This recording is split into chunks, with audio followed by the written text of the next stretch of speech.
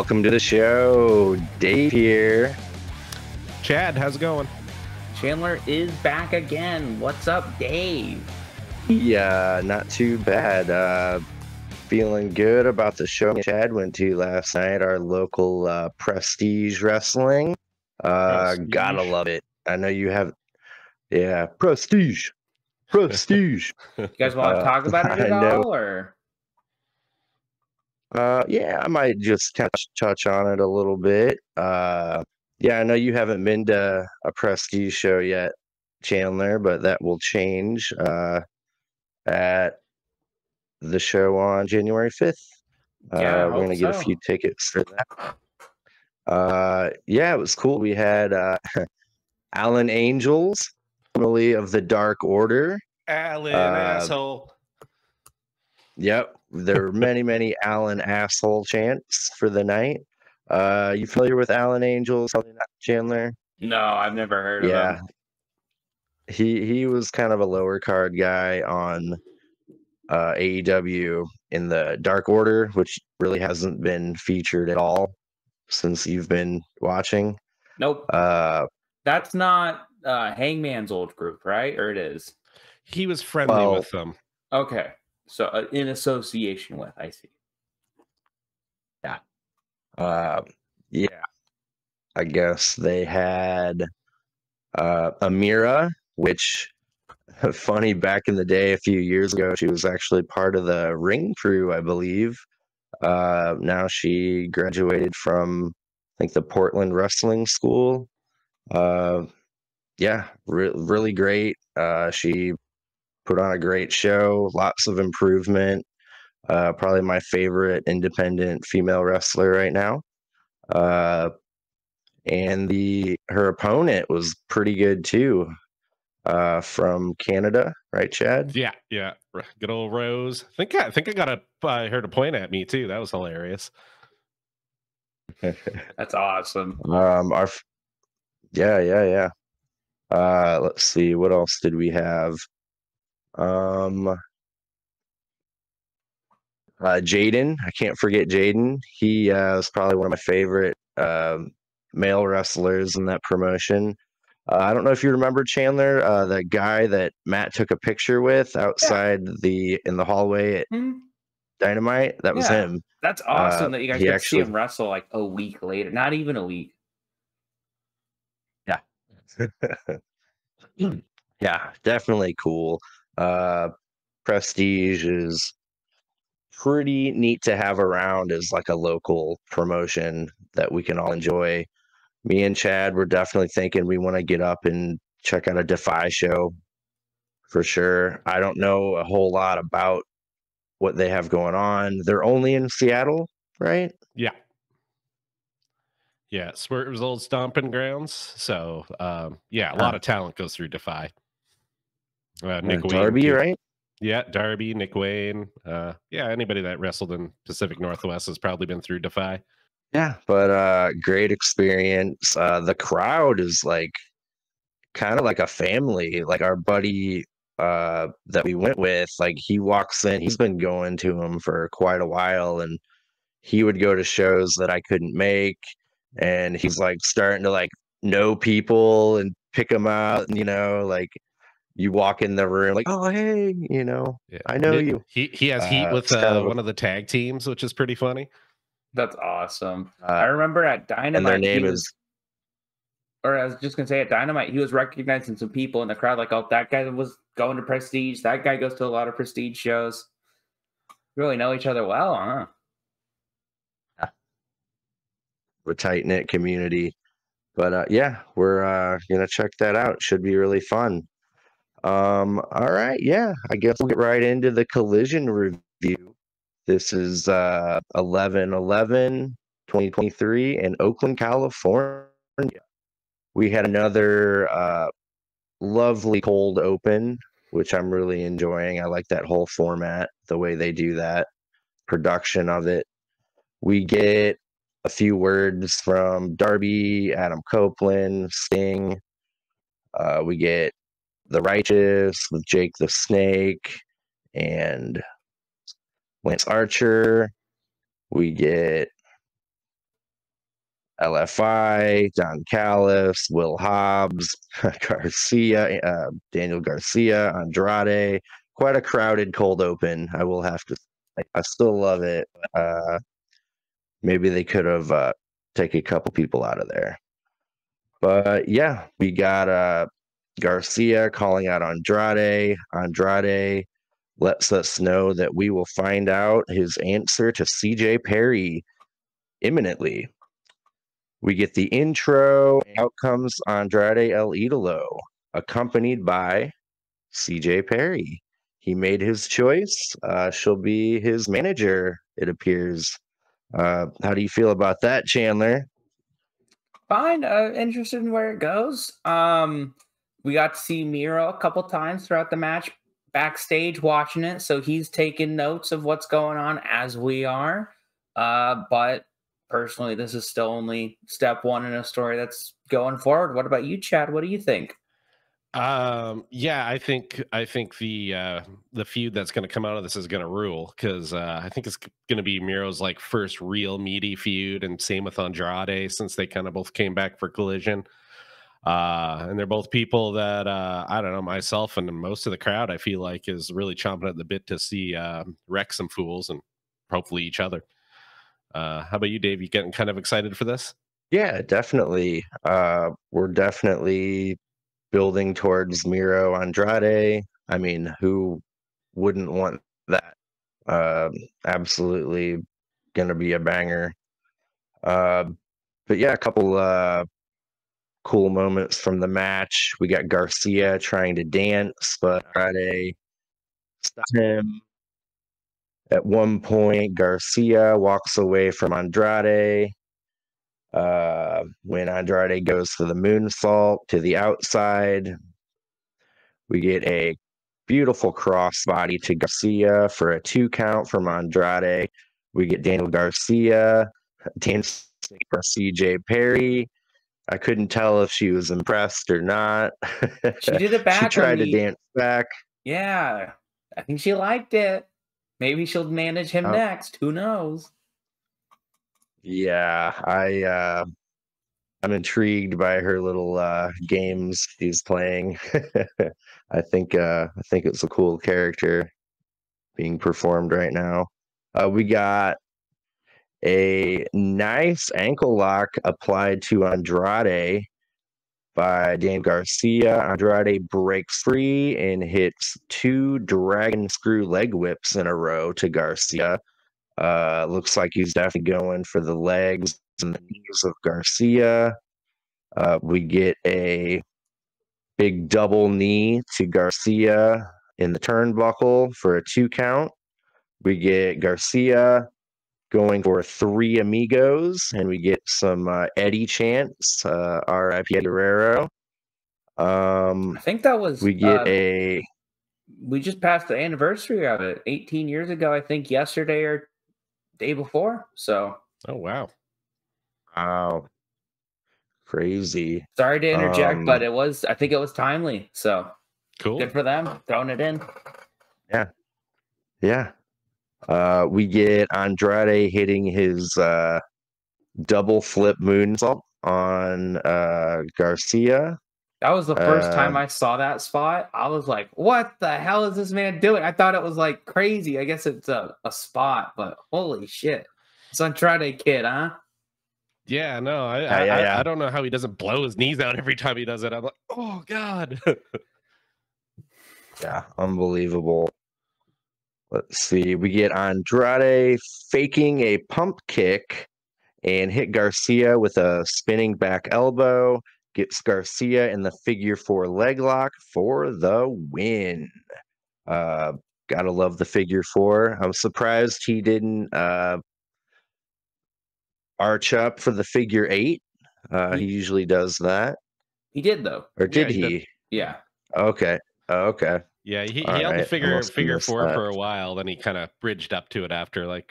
It was like the second he bridged, Daniel tapped, so it wasn't around for long. I was definitely preoccupied with CJ Perry. Yeah, great match. And then we've got Miro looking on backstage on the monitor, and he smiles. Yeah, again, we're getting that. And could it be at Full Gear? Could they build that so soon? I'm thinking World's End. I think they need a slower build for that. Yeah, Miro hasn't been around at all, really. I mean, this is the first time he's been back since the last Goober. Oh, no, it was Ryan Nemeth. That was the last time we saw Miro at all. So I think probably World's End. Maybe Miro will be in that certain Continental Classic that Tony Khan announced, but that's getting ahead of ourselves. Yeah, we'll definitely get to that. Next up, we get a recap of kind of how they claimed got taken out backstage by an unknown group led by the Devil, who we also do not know who that is. Then they show Samoa Joe rubbing it in MJF's face that he has no friends. Yeah, cool little recap. After that, we've got Nick Wayne versus Dalton Castle, one of my top new favorite wrestlers.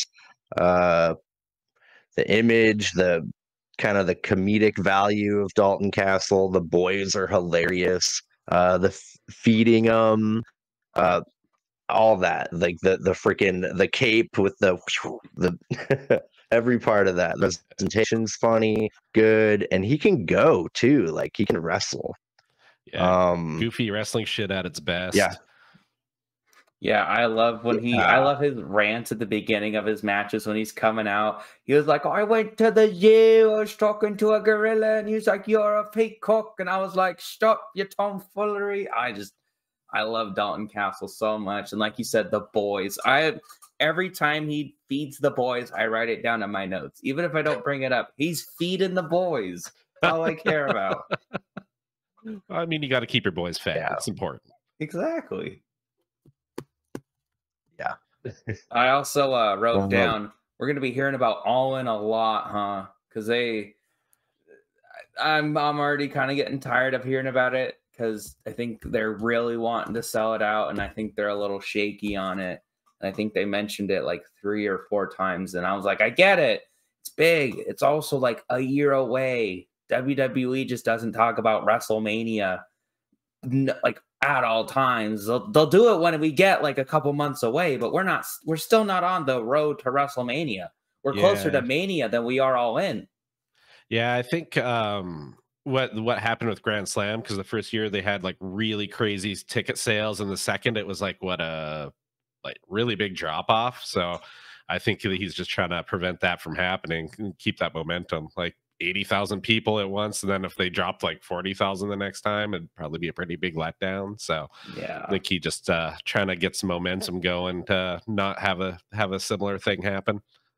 I get that. Ticket sales are going up in like a week or so, so he's probably drumming it up for that. And then when we get to like World's End and Revolution next year, he'll probably stop talking about it. Makes sense.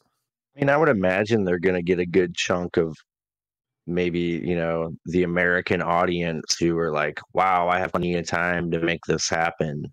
And I think they're going to get a good ticket sale boost from all that. I think it's a good idea. People have a lot more time to commit, they can probably get a passport, done and in their hand, from now until then, no problem. So I think it'll work. But as someone who's not planning on going to All In this year, I'm kind of tired of hearing about it. But that all makes sense. It's giving ample people plenty amount of time to get passports or preparation for travel. That makes sense. Yeah. But back into the Nick Wayne and Dalton Castle match. We get a cool spot where we get Dalton Castle hitting consecutive gut wrench backbreakers into a gut wrench suplex. Pretty brutal move. Dalton Castle looking good. We get Nick Wayne flexes while his foot is on Dalton Castle's neck. Little heel tactic there, getting that heat. We get a mean lariat to Nick Wayne and 2 suplexes from Dalton Castle. We get a release German suplex to Nick Wayne. We get Luchasaurus tries to climb in the ring, and the boys grab him only to get simultaneously choke slammed onto the floor. Yeah, they're no match for Luchasaurus. Christian Cage distracts Dalton Castle briefly, just enough for Nick Wayne to hit Wayne's World for it. And then we get a cute, endearing moment with Christian Cage holding Nick Wayne to his bosom. Father of the year. Mhm. I thought that was a great touch. Cool. Yeah. I mean, I want a dastardly heel Dalton Castle. Give me that sometime down the pipeline. I think he could pull that off. That's bold. Put him in like the Bullet Club. Put him in the Bullet Club or something. You'd have to like Bullet Club Gold. You'd have to kill the boys to get anyone to believe that he's evil because he's so goofy. He But needs to turn on him. I don't want to see it. I want to see Dalton Castle and the boys for the rest of my life. I want to see Dalton Castle. I say Swerve's the next AEW World Champion. Dalton Castle's the next AEW World Champion. He's got the faction. He's got the look. He's got the talent. But I speaking of the match, it was a fun match. Have you guys heard the new name for Christian's group? No. It's the Patriarchy. Yeah. Oh, heck yeah. Okay, that's actually pretty dope. So I'm already like this group. I loving them. And if you like thinking about the match coming at Full Gear, this is going to be the first time we see them in trios action. This new group. I mean, they've been around for a month, but it's still the first time. So kudos to them to actually holding it back and having us wait. I'm getting really excited for the match. How are you guys feeling about the match at Full Gear? Oh yeah, I'm stoked for it. Yeah, this week's main event too, kind of really I like the little mini story they told to sort of kind of get you ready for it. I think it's gonna be a banger. Might be one of like the sneaky match of the night contender. I think everybody's storytelling capabilities in involved in this feud is second to none. And even with a lot of like more aged veterans who maybe can't quite do some of the same stuff as the younger guys, I think they more than make up for in just experience and storytelling abilities. How about you, Dave? When I was kind of writing down my predictions for Full Gear and really thinking about each match, like there's no match on there that I'm like, like they all have meaning. They all have been here for story to let them play out. Yeah, I don't think anything's really thrown together or last minute, which had been a complaint from people about some AEW pay-per-views. It's always people bitch about the build to their pay-per-views, but the way they deliver them totally eclipses how the build was laid out. Oh yeah, their in ring is second to none. Like once you get them into the ring, it's like, oh, who cares? It's you're in for a good show. But there is something to be said for a really good build too, because now all of a sudden you're emotionally invested. So, once you put both those things together, like that's when AEW's like at its best. And when AEW's at its best, I think it's second to none.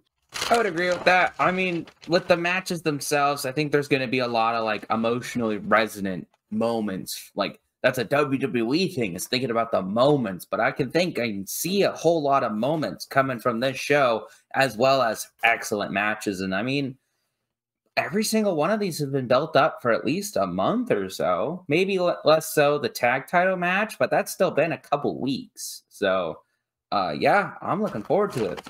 Whole lot. What what came next from our collision program? Next up, we've got a backstage pre-recorded Hangman Adam Page promo. Couple things that stood out to me. Hangman says to Swerve, "This is the biggest mistake of your life. Uh, when you walked through the threshold of my house, you walked into hell. Take some time, walk around your house, look at every photo on the wall, look at all the pictures of your mom, your dad, your family, your kids, and know that you're you're not going to be around for any funerals, weddings, at least not talk or talk.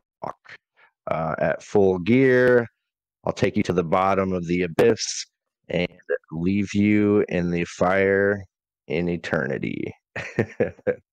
uh, Pretty weighty words. I'm glad to finally portraying Hangman as unhinged, ready for revenge. Yeah, and he reveals it's going to be a Texas death match. Yeah, we were kind of talking about that last episode. Whether they were going to put stipulations on it or not. Yeah, I think that's a cool move on that. Then we get the cage for what I think will be the rubber match. I think Hangman is taking this one, but yeah, should be a fun match. What do you think about it, Chad? Oh, it was great. I thought it was the best Adam Page promo we've had in quite some time. He was passionate. I actually felt like he was in the moment. He was convicted. I just wish it was a little closer to the break-in, personally. I don't know. It's just maybe a minor quibble, but what's it been, like 2 weeks? Mm. Give or take, yeah. I feel like it'd be a little more impactful if it was closer to the break-in, because like what's he's just been kind of pacing in the back with a chair in his hand the whole time. And yeah, the Texas death match that hadn't even occurred to me, but like he had a banger with Mox at Revolution, and I think it's probably the perfect stipulation for both these guys, because Hangman's proven himself. He can do a Texas death match and kind of blow your mind. And I think Swerve, with his creativity and physicality, yeah, I think that's going to be one hell of a good match. So I don't. I'm happy to see this feud really heating up now from both sides. So I don't know. How about you, Chandler? Oh, I'm excited. I mean, loving the Swerve Page feud so far. I think this will be my first ever Texas death match, so can't wait for that. I'm still surprised they're doing a stipulation for the second match, but I'm all for it. And then for Hanger's promo, I think before this, I still just wasn't really taking him serious as like a credible threat, like just because of his time with the Elite. And when I first started watching AEW, I was just like, oh, we're going to hold him and you're going to hit a shooting star press. And like, it's impressive to watch, but you're not intimidating because you're just doing flips. So now you see this Hangman, and I loved the end of this promo where it was something about every November, I'm going to take my son to your grave and I'm going to let him piss on it. And it's just going to say, Swerve what could have been. And I'm like, whoo, I believe you. Like with the Moxley promo last week, I believe what you're saying with this. So I'm all for this match. I thought this was an incredible promo from Hangman. So yeah. Yeah, I hope we get the same Hangman that we got in his little Moxley feud. He brings that intensity, because were you watching when he had his feud with Moxley, Chandler? No, I think that was at the beginning of this year, right? Yeah. I remember that being a big deal because beating Moxley in a death match, I mean, not everyone does that. No, and it was like, it started with an accidental concussion. Moxley hit Hangman with a lariat, turned him inside out. Oh And yeah, I then saw that. it was Yeah. and then the rest of the feud was all about just landing knockout shots. It was like kind of uncomfortable for some of it, like for a guy that loves that stuff. And like every now and then I'm like, oh my god, like this is a friggin' car wreck in all the best of ways. So yeah, I think we're in for a real treat. Yeah, can't wait. Yeah, we King Kong lariat that hit so hard it gave a concussion. Yeah, that was nuts. And Chandler, you mean to tell me you've never seen a Texas death match in WWE?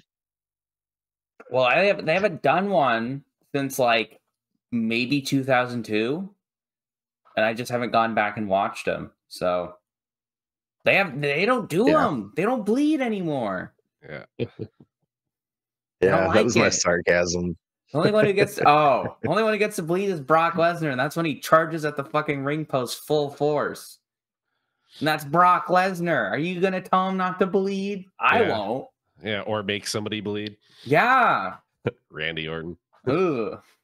Yeah, should be incredible Texas death match. Looking forward to it. Next up, we've got Roosh and Dralistico versus Workhorsemen, which I guess they're trying to get them a little more exposure. I think that a little embarrassing a few weeks back when they were revealed as FTR's opponents, and the entire arena was like, "Who are you? Who are you?" Yeah, that was pretty embarrassing. I felt bad for them, but yeah, this was the kind of match that I expected with Bush. Uh, he's the most violent, hard-hitting, believable wrestler I'm watching today on television. Yeah, I wrote down here workhorsemen are gonna get hurt. um, yeah, looks like Jalistico and Anthony Henry started out the match. It was a pretty competitive back and forth to get going. Eventually, Roosh tags in, and with a chop exchange, Roosh gives JD Drake a shotgun drop kick and turns around and spits on Anthony Henry. We come back from commercial to Roosh kicking JD Drake in the face in the corner. Pretty brutal. We get JD Drake missing a moonsault to Dralistico. Dralistico dives onto Henry on the outside. We get Roosh hitting the bull's horns to Drake for the win. Yep, I didn't really expect a different outcome. Yeah, what do you think of Roosh's hard-hitting style, Chad? Yeah, in my notes, I actually wrote Roosh does everything as if he was cranked all the way up to 11. Little old Spinal Tap reference for you. I'm old. Yeah, no, he's incredible to watch, and he doesn't have a low gear. It's so fun to watch. And his moves he does are so cool. It's like kind of lucha, kind of strong style. He's truly one of a kind, I think. I also thought it was pretty good. I was glad that the Workhorsemen weren't a total squash match. They got to get some of their shit in because they're actually a very good tag team. I've been deep diving into some DPW recently, and they're on there quite a bit, and they are very good. So it's pretty cool to see them actually not get squashed. I don't know. What do you think of the match, Chandler?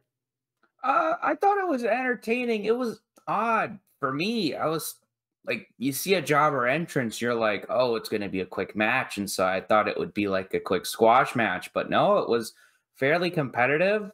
I liked the opening or like early onset in the match where Dralistico was exchanging chops with, I want to say Drake of the Workhorsemen, the bigger one.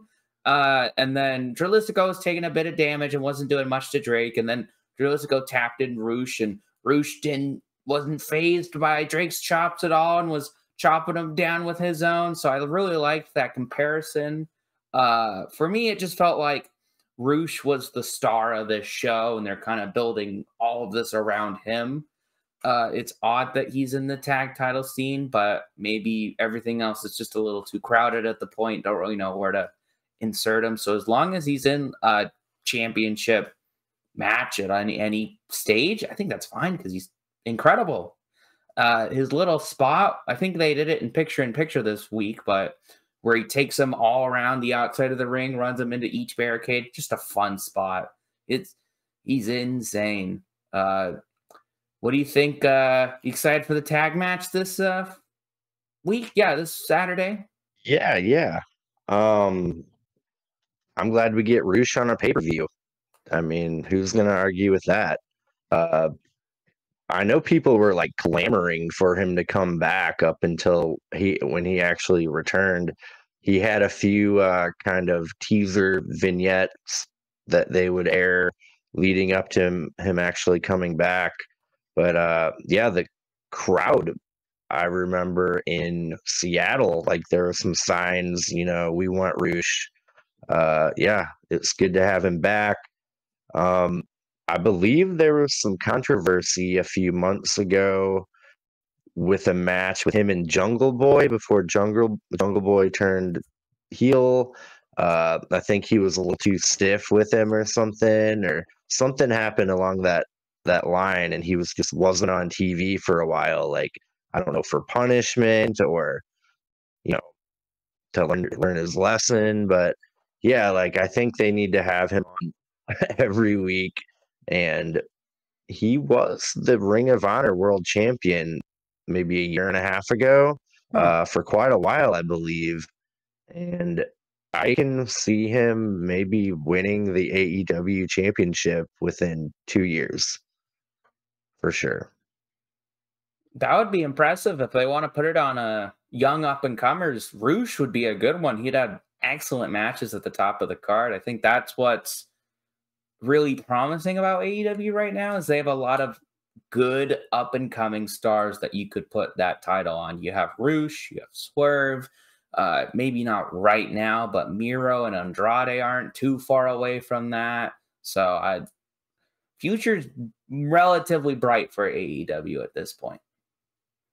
Yeah, and I think they got a good mix. Like, they've been bringing in some veterans to really kind of help turn those guys who are already excellent and give them those extra ingredients to turn them from stars to superstars, which I think, like you said, I'm really interested to see this promotion 2, 3, 4 years from now.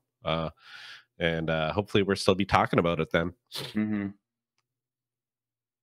Yeah, for sure. I believe we will. All right, let's see. Next up. Oh, yeah. So after the match, we get House of Black appearing on the screen. We get Malachi Black saying, "How about we obtain the one thing you desire most in this company, and you chase us?" Then we get Brody King. "The enemy of our enemy is also our enemy. At Full Gear, the Kings of the Black Throne are coming for the AEW Tag Team Championships." Then we get Julia Hart.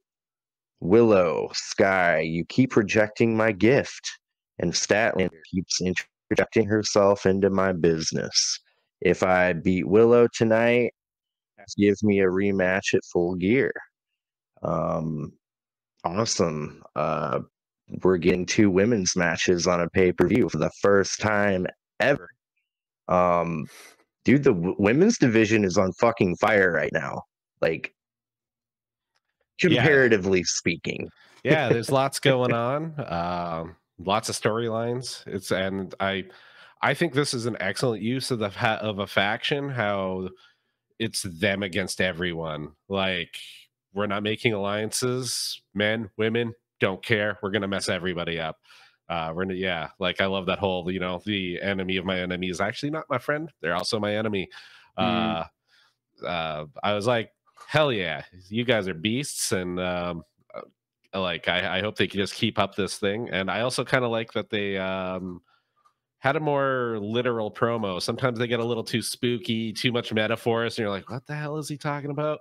This was good and direct and to the point.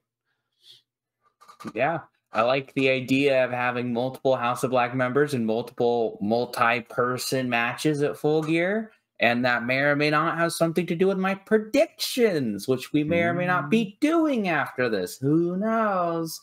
But what happened after this House of Black segment? I do have to add, though, I felt a little bad for Buddy Matthews. Oh yeah, He he didn't doesn't get have the same. anything to do right now.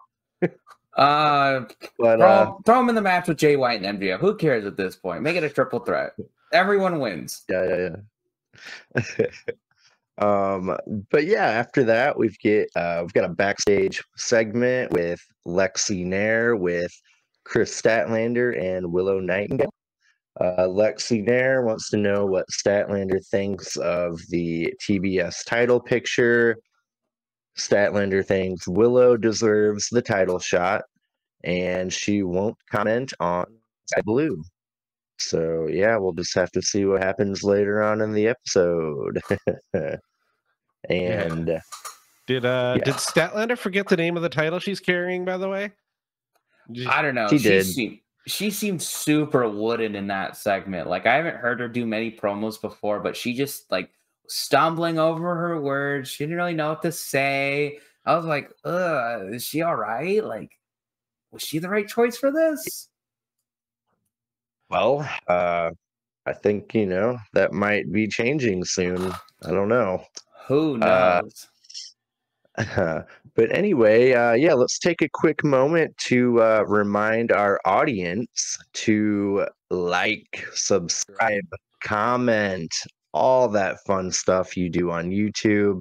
It'll help out our channel, get our message out there. Hell, you guys might think we're kind of fun to listen to. Spread the word. And if you hate us, comment on that too. Tell us we suck. Yeah, tell us why, though. We'd really love the opportunity to fix it. Yes, give us constructive criticism. Ring the bell for all notifications so you know every single time one of our videos uploads. It would really help us out. Yeah, I mean, just as Roderick Strong supports neck health, we support YouTube growth. So hit that like button. No neck November. Exactly. Next up, we've got Roderick Strong versus Darius Martin.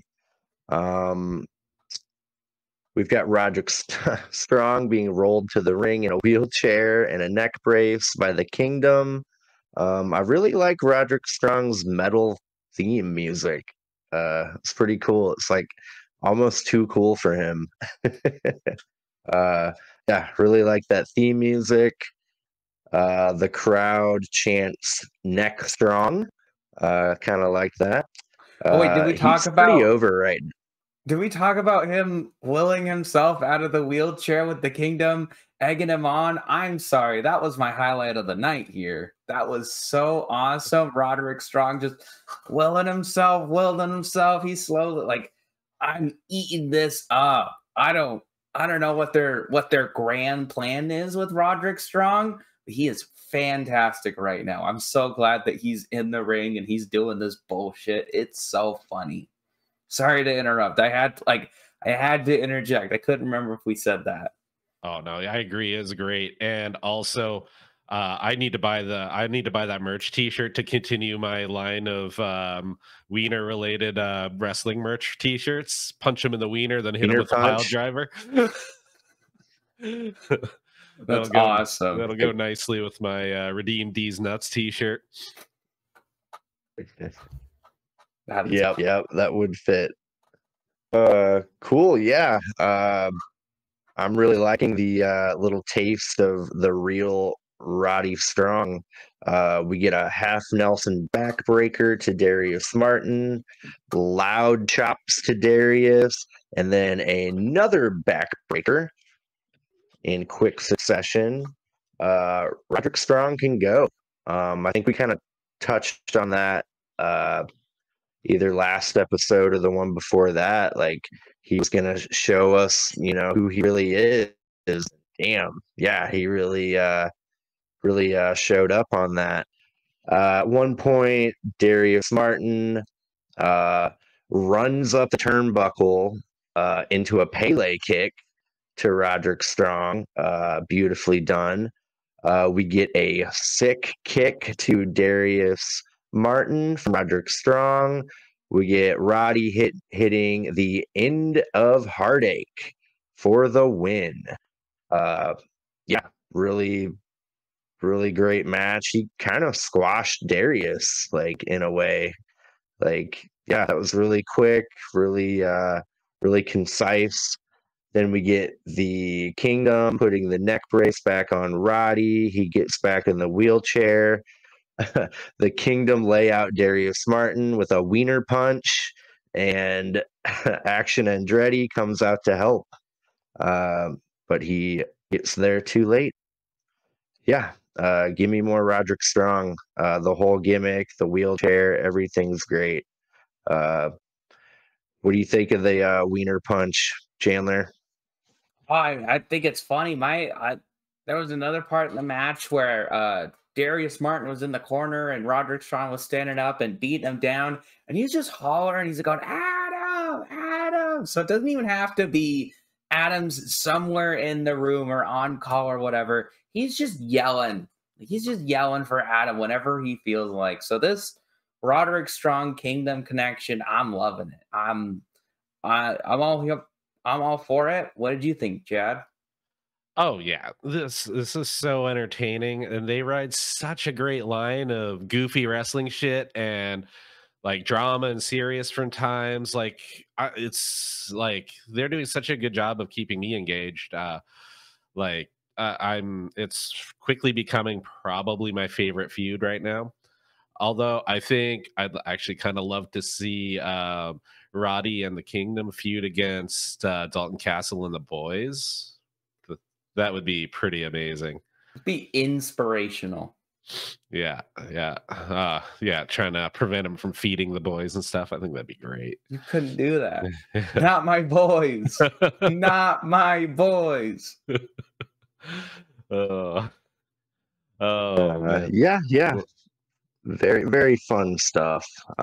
Everything Roddy's doing right now.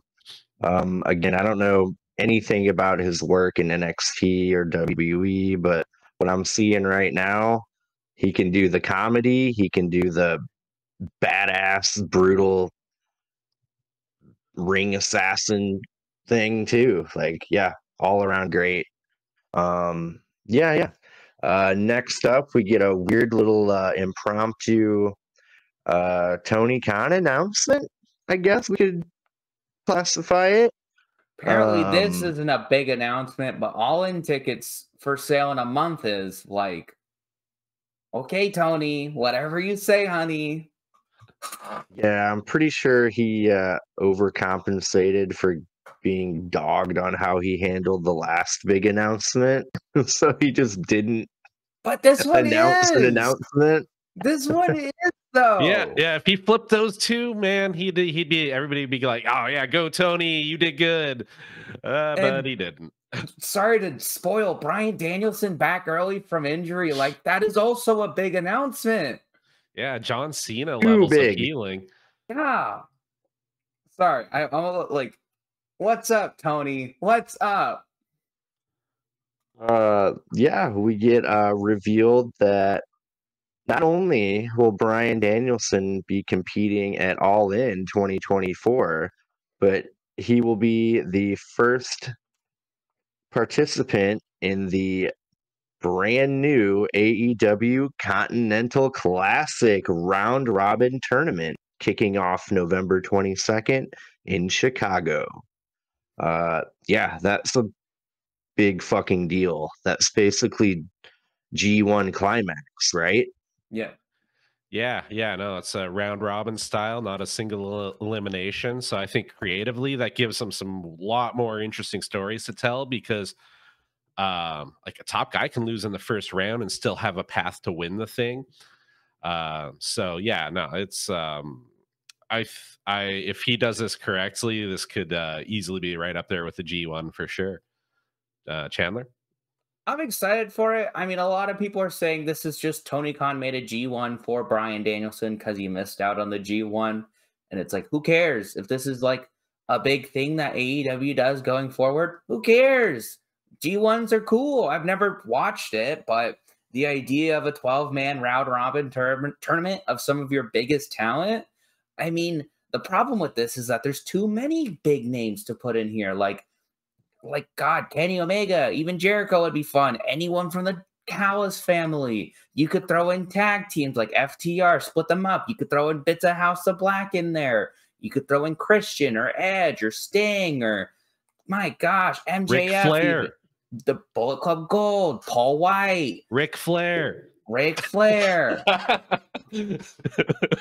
He's gonna win it. That's gonna be Ric Flair versus Bryan Danielson. Who can fall apart the most? But I'm excited for this. Minus Tony Khan aside, I think this will be a good thing. I think this will. It's not like Dynamite and Collision have been bad, but I think if you're ending this MJF Bullet Club Gold story, which has been dominating a lot of Dynamite and even some of Collision recently, if you're ending that at Full Gear, you're going to need something to propel it. Why not just have 2 nearly 30-minute matches that are going to be bangers every week? Now, it's not going to be every match, but I think that'll be a lot of matches, considering at least Bryan Danielson is in it. Are we going to have to watch Rampage now? Anyone going to watch Rampage for the matches? I'll probably just have to ask Dave what happened. I mean, Rampage is never not good. Like, I regret watching it when I don't. Yeah. Oh yeah. No, I was watching him faithful for quite a while, but I've got only so many hours in the week right now. But yeah, that should be an amazing tournament. I think more than maybe the winner and the tournament itself, I might be looking forward to what feuds can come out of it. The possibilities are endless. I mean, we don't have, is it 12 people confirmed? Mm-hmm. Or yeah, 12 people. Yeah, we don't know who those 12 people are yet, but yeah, the direction they can go, like, with any number of those competitors, yeah, gonna be great. Yeah, moving forward, next up we've got Julia Hart versus Willow Nightingale. If Julia beats Willow, she will have a title shot for the TBS championship, which this kind of got a little convoluted in my mind at one point. So apparently it's actually going to be the winner of Julia Hart and Willow Nightingale versus the winner, or no, a 3 triple threat match is what we're having. Mm-hmm. So Statlander versus the winner of Julia and Willow versus the winner of Sky Blue and Red Velvet. Yeah, is what we're actually getting. Okay, which they didn't really explain well in my mind until I looked earlier today and saw what the match is actually supposed to be.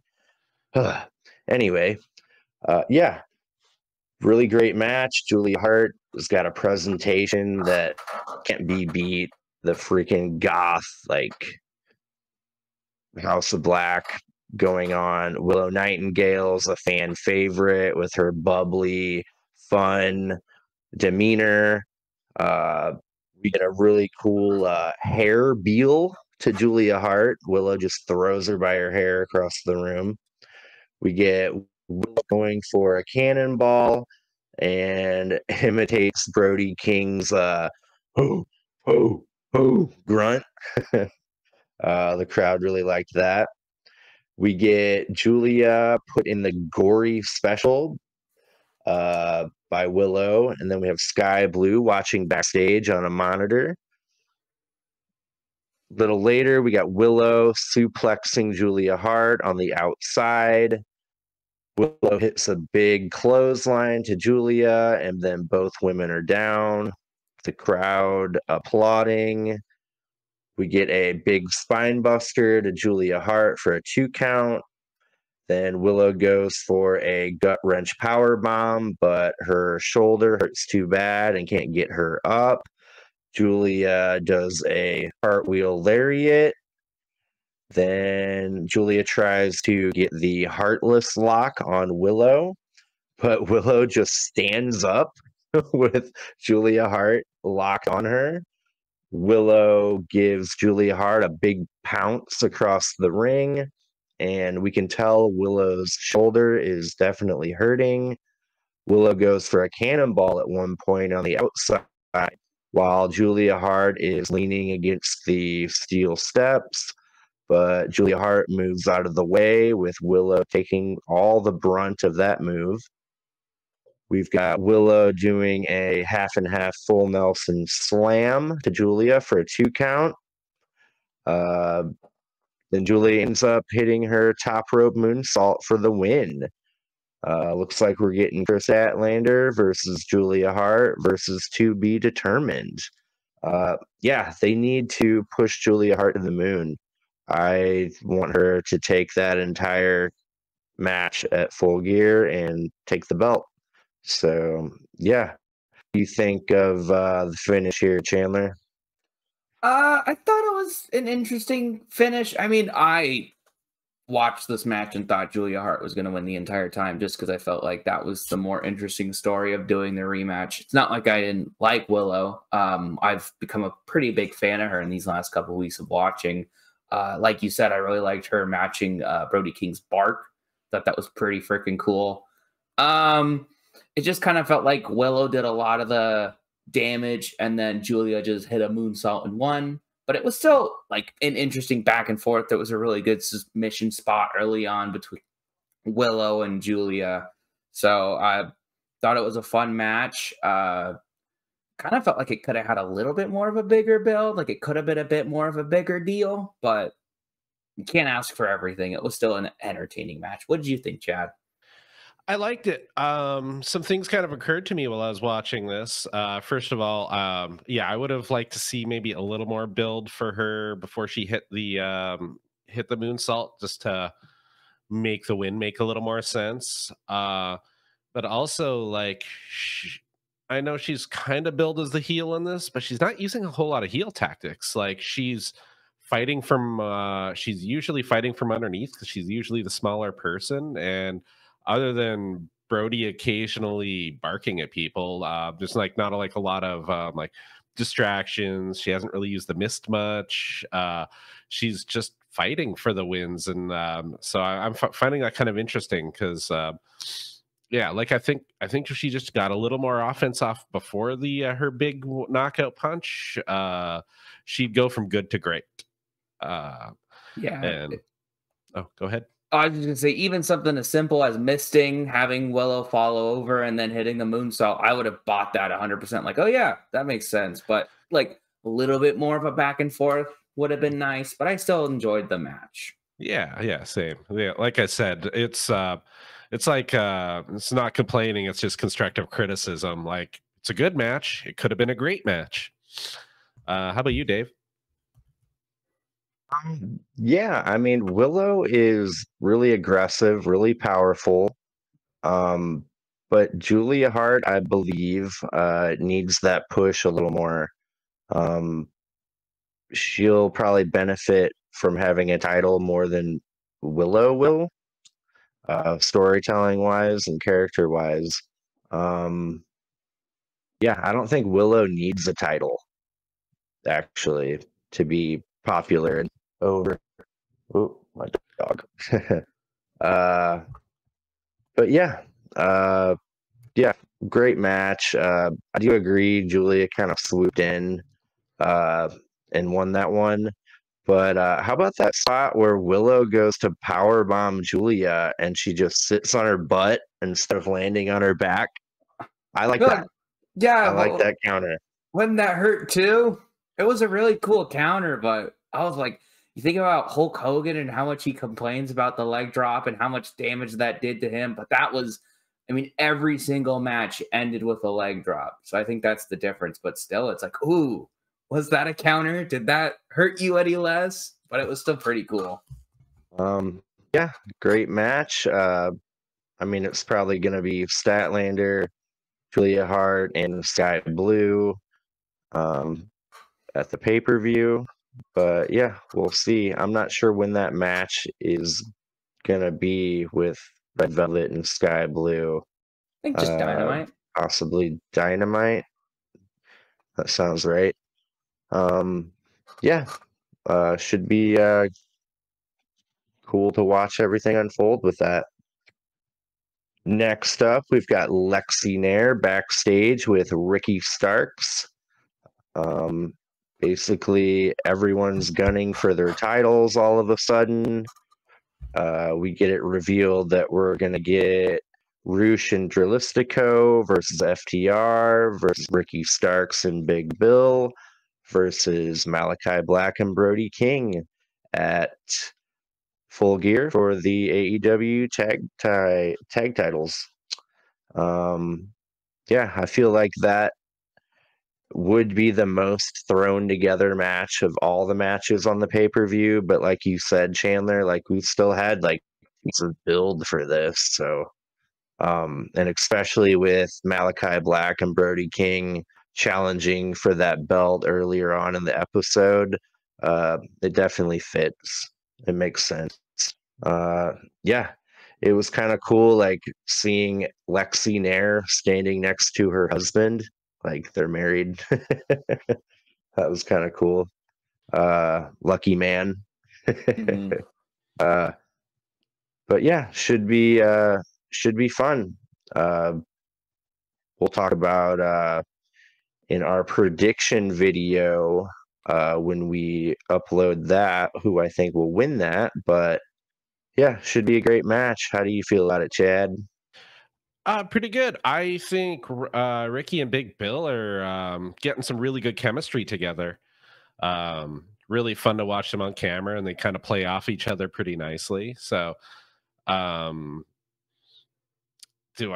I'll save it for the predictions, but I don't know. I'm kind of torn on whether or not I want Ricky and Bill to keep going for a little while, or if they were just transitional champions. But I don't know. Kind of enjoying seeing them together. I guess FTR thought the same thing because they were the ones who recommended that they drop it to them. So apparently that wasn't really originally in the plans, which kind of makes sense with that whole weird Bucks storyline and all of a sudden like what happened to their contendership. But yeah, no, it was a good segment. It was brief, but I don't know. Let them shine a little. Chandler, you got any thoughts on this? Love seeing Ricky Starks. Love seeing him with the title. I think he's gonna lose it. Not gonna say who yet, because you gotta watch the predictions video, but I do think he will lose the title. But I predict he'll have a big part in the Continental Classic. And maybe he won the Owen Hart. Maybe he'll win this. Throwing it out there. But yeah, I mean, it's fun. It's fine. Enjoying the House of Black. Yeah, good point. He could take that whole Continental Classic. Yeah, he probably will play a pretty big role in that. I agree. Let's see. Next up, we've got Powerhouse Hobbs versus Random Jobber. Quick squash match. We get a spine buster into the falling power slam for the win. After Will Hobbs with the match, we've got Don Callis on the mic. Tries to make Paul White change his mind about teaming up with Jericho. I call it the video game match. Let's see. He says it's not too late to leave Jericho hanging. Don Callis tells Will Hobbs to attack Paul White, but he really doesn't. Don Callis holds back. Man, are they like hiding Paul White behind the desk so we can't see his crooked legs? Like, what are we? God, I don't know. This isn't Full Gear, but I'm not really looking forward to this match on Dynamite. Like, we're gonna work movie magic to make Paul White look good. Yeah. Maybe it should be a cinematic match. Ugh. Yeah, Yeah. I don't have anything to add to this match segment at all. You have the least interesting part of this entire 8-man tag coming up, and like with Jericho tapping out Takeshita clean in his home promotion gives me bad omens for this match, because everyone's saying like the only thing you do is have Powerhouse Hobbs pin and beat Paul White. And I'm saying that right now. Genuinely don't think that's going to happen. I think the good guys are going to win. I think that's an awful decision, but I think it's the decision they're going to make. Yeah, AEW very much is the face company. Like a lot of their feuds end up with the good guy winning. Didn't Takeshita pin Kenny Omega twice? Clean. He did. What was the point of that? Don't know. Where was he even Takeshita and all this? Good point. He can't come out for Collision. That's what Kyle Fletcher's for. He can be there, just standing around. Yeah, he's not doing anything. Takeshita looks so cool in his evil villain leather coat. Yeah, but he had to lose, so he's busy. He had to lose to Jericho. I can't get over that. Who won the DDT match? Jericho and Takeshita. Jericho tapped him out clean. Yeah. Wow. Clean. Why weren't they advertising that on AEW? Nobody taps out to the walls of Jericho. I don't know. I don't know either. I don't know why he tapped out. I don't know why they didn't advertise it. I'm not very happy because I've also said, like, if I'm talking favorite wrestlers in AEW, Swerve's up there, Joe's up there, and Takeshita's up there. And I would talk about him more, but he's never on the show. He hasn't been on the show since he beat Omega clean in a singles match. But he'll lose to Jericho clean. Who would you rather have Takeshita lose to clean, Omega or Jericho? I don't think that's a hard question to answer. No. Yeah. There is no shame in losing to Omega. Yeah. Will Ospreay lost to Omega at the beginning of the year. Does anyone talk about that? Except for it was a good match. Yeah, it was a phenomenal match. Who cares who won? It was amazing. So yeah, I'll move on it because the next match was pretty entertaining and that brought the show back mostly. So, but that's kind of I don't know why they dedicated so much time to this. I will say when Don Callis started talking about big wrestling families, I really wanted him to end with the McMahons. I feel like that would get a big boo no matter what. And it, like, even if you're booing at Don Callis, you're booing at the McMahons. Doesn't matter. It would have been a little bit more fire. Heat is heat. Maybe that's too far. Who are the two giants that Don Callis retired? Remember that? And he's going to have Will Hobbs retire a third for him. I want to look that up. I'm not sure. Do you know what I'm talking about? Yeah, no, I remember that. I was wondering, did he say he retired them or he outlived them? I remember for sure. I thought retired. Okay. But or ended their career or something along those lines. But yeah, before the main event, we get a quick backstage with Lexi Nair and FTR. Not a whole lot of information on this. They've got one focus now. They're talking about winning the AEW tag titles for a third time. They don't care who they have to go through. And yeah, they call out Ricky Starks and Big Bill. Not a lot of crucial information in that interview, but yeah, we're definitely getting that 8-man tag at the pay-per-view. Next up, we've got our main event. Lance Archer, The Righteous, which are Dutch with Jake the Snake, versus Adam Copeland, Sting, and Darby Allin. Yeah, this match got me pumped. Like seeing Adam Copeland with Sting, like that's a holy shit moment for me. Mm-hmm. Yeah, big deal. Yeah, Chandler, what do you how do you feel about seeing Adam Copeland settling in AEW? Funny you should mention that because it's still like I was there at WrestleDream with you guys when he debuted. It still doesn't feel real. Like hearing Metalingus, seeing Edge, like Adam Copeland, but he is Edge, so it's still unreal. And I was kind of thinking, like, isn't it a little lame that the first, like, just thinking the first pay-per-view match for Adam Copeland since his debut is a trios match? Like, oh, whatever. But it's like, no, this is huge. This is Sting's retirement tour. This is one of his last big matches. He's going up against his former best friend. Like, there's a lot riding in on this. Like, before this match tonight, I wasn't really looking forward to the 6-man tag at Full Gear. But the way they handled this match, it got me really excited. And now I'm really looking forward to Darby and Sting and Adam all teaming up together. But what did you think, Chad? Yeah, same. Yeah, I'm definitely way more pumped than I was for it like a week ago. I thought the in-ring story was good.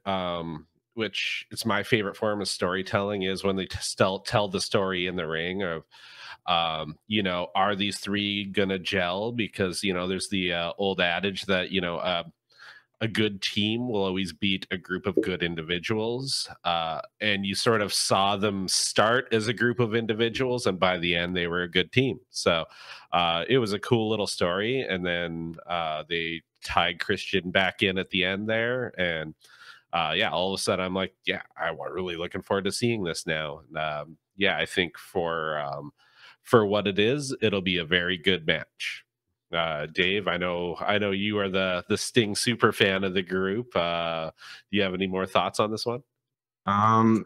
Yeah, I mean, it just served to get everyone pumped for the pay-per-view. Seeing them actually team together for the first time was just phenomenal. Like, they were in sync, doing moves, in tandem, and great tag team mechanics going on. Kind of getting into the match here. I really like Dutch. He looking really strong. He really reminds me of the Big Boss Man, which is a cool retro back for me. At one point, Lance Archer goes for his top rope strut, but Darby Allin slaps his hand away and tags in Sting for a hot tag. Sting clotheslines Archer out of the ring, and then we get picture-in-picture where Sting basically mangled Lance Archer through the entire picture-in-picture, which I watched every second of. Eventually, we get a triple teaming on Sting. They try to isolate him. We get I'm not going to call it a hot tag. I'm going to call it a lukewarm tag to Darby Allin. The crowd really didn't pop hard for that tag in from him. Darby goes for a code red, but a code red on Vincent. But this is really cool. Dutch came up and did a running lariat while Darby was on Vincent's back, like in the middle of the code red, and just hit him with a lariat. I love that. That was awesome. Perfect timing. Darby gets beat down during the second break. We finally get an actual hot tag from Darby Allin to Adam Copeland. The arena loses their shit when he tags in. Adam Copeland cleans house, throws Vincent on the outside onto Archer and Dutch, and then he dives onto all three men out of the ring. We get Darby Allin hitting Archer with a coffin drop onto the outside. My favorite moment of the night right here, Sting and Copeland hit a Scorpion Death Drop, elbow drop combo to Dutch.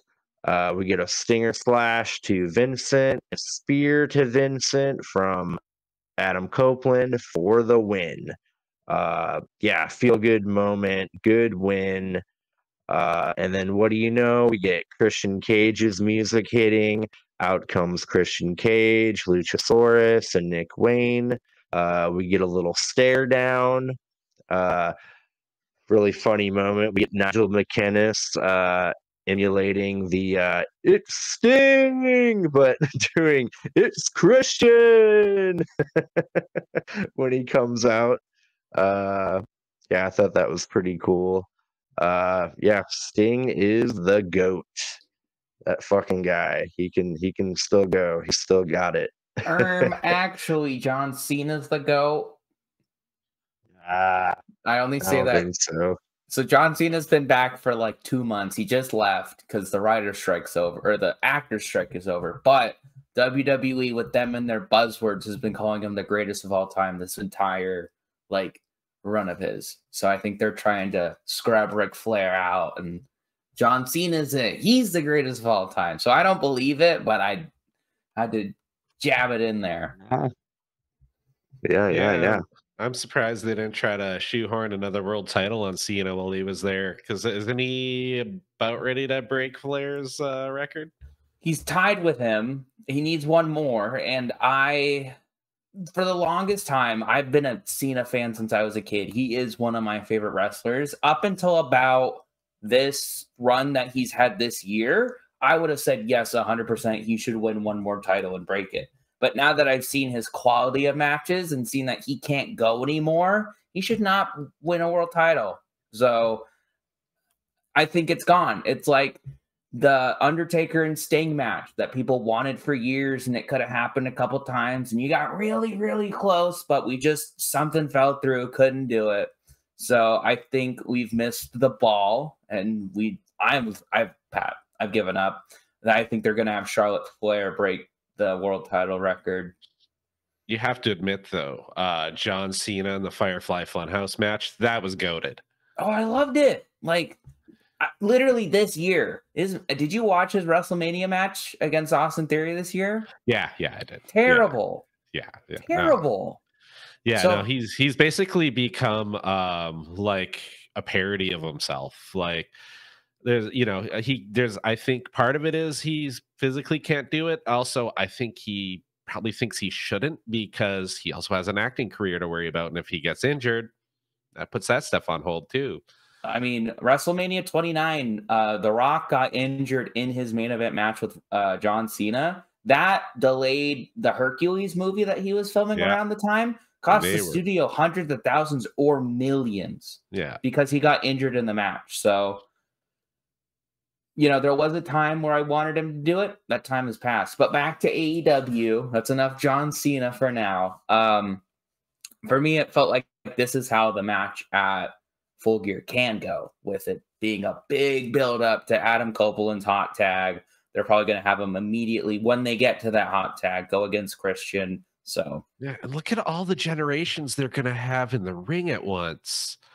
Sting all the way to Nick Wayne and everything in between. That's what, 4 or 5 generations of wrestlers in the ring at once. You could because you have, I would say 4, because you have Sting and that, like, I don't know what you call it, like rockin' era of WCW. You have Edge and Christian being a little bit of attitude area, but like mostly that ruthless aggression area. Then you got, I don't know what Luchasaurus did before AEW, but we're going to say AEW is the most he's ever done.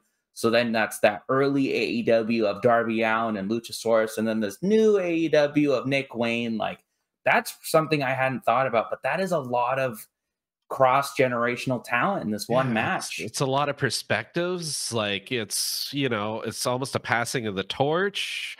Part of a retirement tour. Like, it's a lot of shit going on. And I'm super excited to see how they approach this match and what the in-ring work is going to be like. Yeah. Now that you bring that up, it makes me even more excited. How are you feeling, Dave? I'm pumped. I want to get the most out of Sting that I can in the last few months he has. I've got a couple cool statistics for the pay-per-view that are kind of cool here, involving some of the talent. But looking forward to the pay-per-view.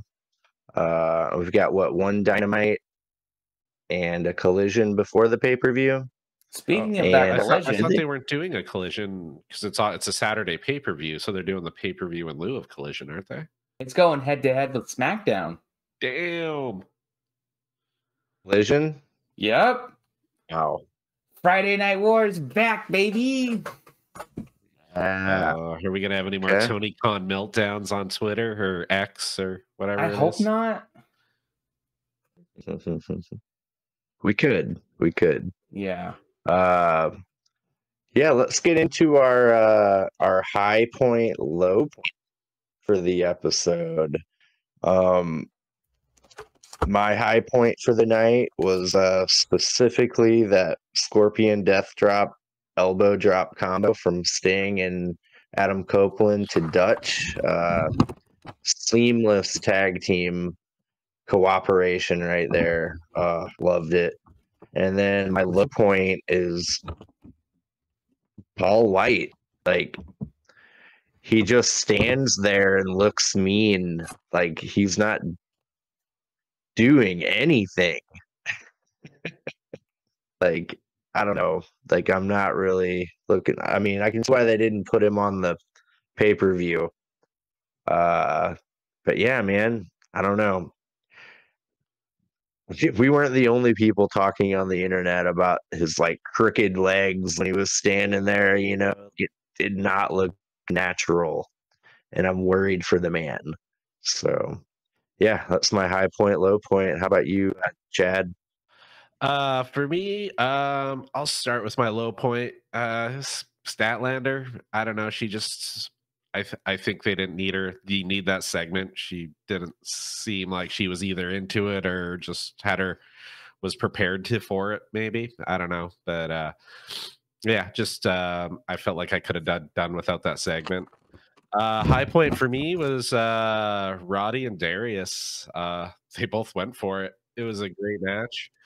That running up the turnbuckles into a Pele kick was kind of mind blowing. It was good to see Roddy, kind of like we were talking about last week. Which I did have a question written down that I never to get to it. So before Roddy went into the Undisputed Era in NXT, his reputation was great wrestler with no personality. I think he's kind of recovered from that take, specifically with his work in AEW. Would you guys be inclined to agree? 100%. I mean, I didn't watch him in NXT, so I don't really know, but I do remember that where he was a blank slate. He could wrestle anybody, kind of like Dean Malenko in a way, where he can wrestle anyone, but can't cut a promo to save his life, and maybe just have him be a bitch. It's really funny. He nails it, and then he kills it in the ring. What do you think, Dave? I mean, yeah, like he's got tons of personality, I feel now. Like yeah, I think he's well on his way to recovering from that. Yeah, for sure. Yeah. Really cool episode of Collision. Ooh, I didn't do my high and low. I'll make it quick. So this is hard to decide. I can't pick Dalton Castle, even though I want to. I'll have to go with Roderick Strong, specifically the sell to get out of the wheelchair and the build up. And then as soon as that match is over, he's calling for the neck brace. Hilarious. And then low point, I mean, I don't want to steal your both because it's either Chris Statlander or Paul White for me. So I'll go with the more egregious one because at least Chris Statlander can wrestle. I don't think Paul White can. If this was a half decent segment, maybe it would have ended with Hobbs spine busting him through a table or power bombing him through a table. That would have been a big visual, but I genuinely don't think that Paul White can take that. I don't think he can take that bump. So that's all they can do is have this awkward stare off. So nope, that's got to be the worst thing from the show. Yeah. And with that being said, like the low points aren't like deal breakers for the episode. So one awkward backstage segment and one awkward end of a squash match isn't a bad match. Yeah, I mean, in a 2-hour show, what's that? Maybe 2 minutes of programming tops. Yeah.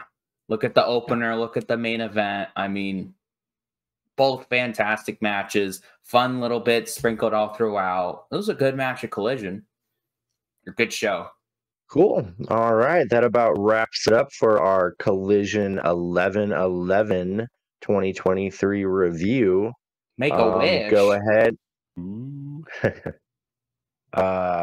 Yeah, go ahead. Like, subscribe, comment, hit that bell. Everything helps. We are really enjoying doing this.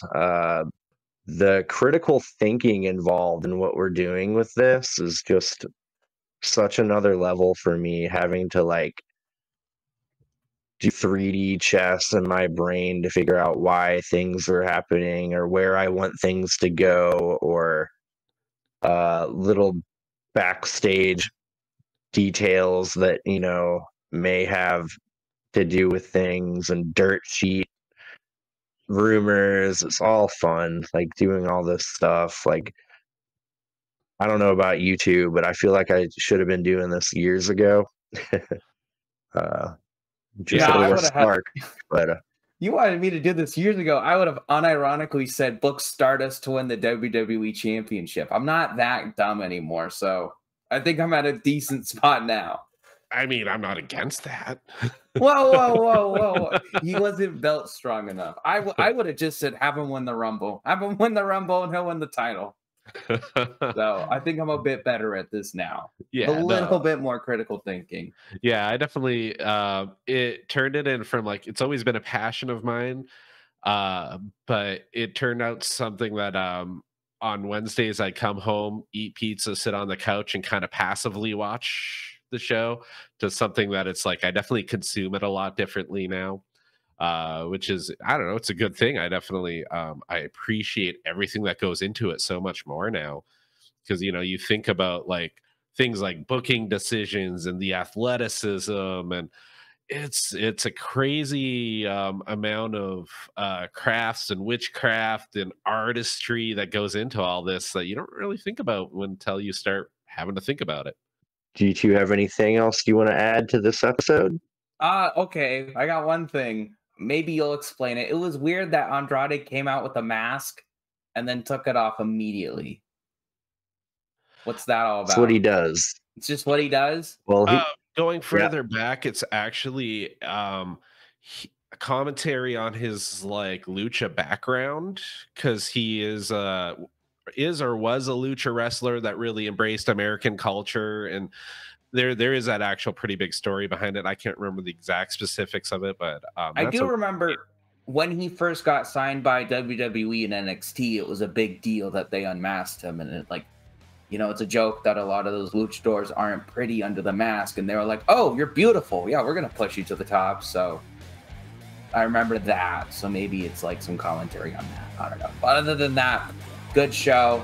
It was building a lot, getting me excited for the pay-per-view. So yeah. Speaking of which, stay tuned. If you're still watching now, thank you.